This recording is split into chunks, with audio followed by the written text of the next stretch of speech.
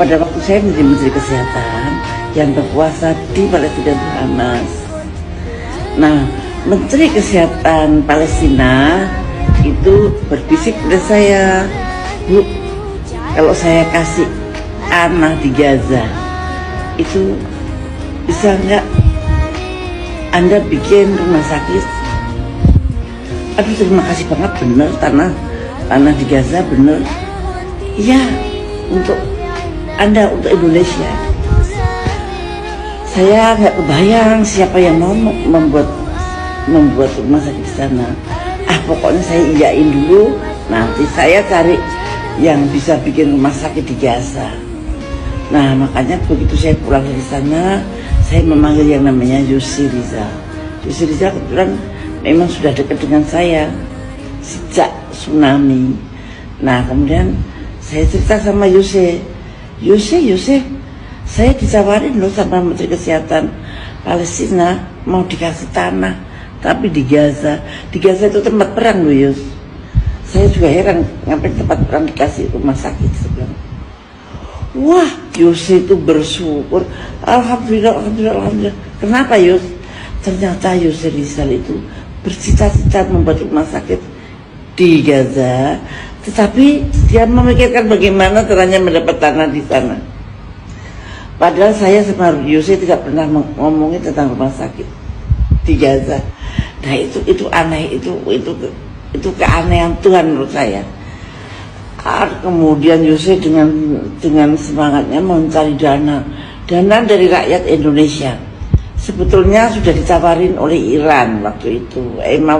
Kalau mau bikin rumah sakit, aku mau nyawer. No, ini punya Indonesia, harus dari uang dari Indonesia. Itu Yusri.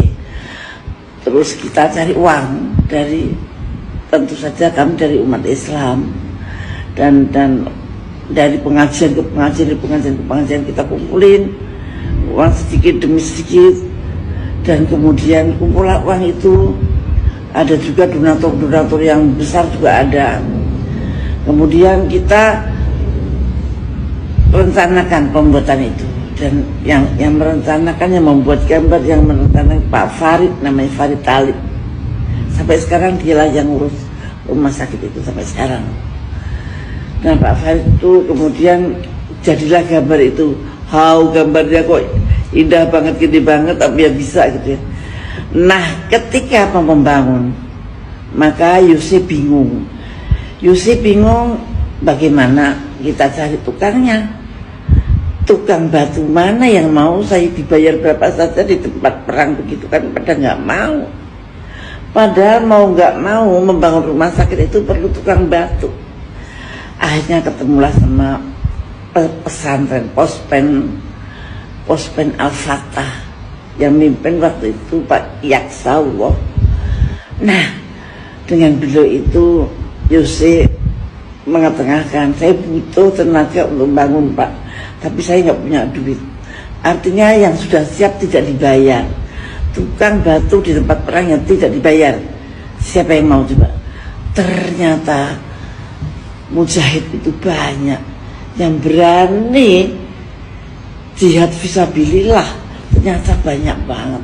Pada daftar, ada guru, ada dosen, ada sarjana semua pada daftar. Nah, mereka bukan tukang batu, maka mereka dilatih jadi tukang batu dulu di sini, baru diberangkatkan ke sana. Jadi rumah sakit Indonesia di Gaza itu yang membuat bukan tukang batu biasa loh, yang membuat bapak-bapak yang ikhlas, bapak-bapak yang memang ingin beribadah pada Allah. Kalau di sana baru jadi tukang batu terus ketembak, pokoknya syahid begitu. Jadi mereka sangat semangat, dan alhamdulillah rumah sakit itu sudah jadi 2 tingkat, dan ketika akan dibuat 3 tingkat terjadilah perang Hamas dengan Israel ini. Jadi itu suatu keajaiban Tuhan, antara yang menerima tanah, kemudian yang berkehendak pengen bikin rumah sakit, dan kemudian tenaga kerjanya itu sama masing-masing tidak ada hubungan tadinya, Jadi jangan menghubungkan Tuhan. Maka Tuhan kalau berkehendak, apapun bisa terjadi. Ini seperti puzzle yang disatukan. Oh iya, waktu itu kita mikir dokter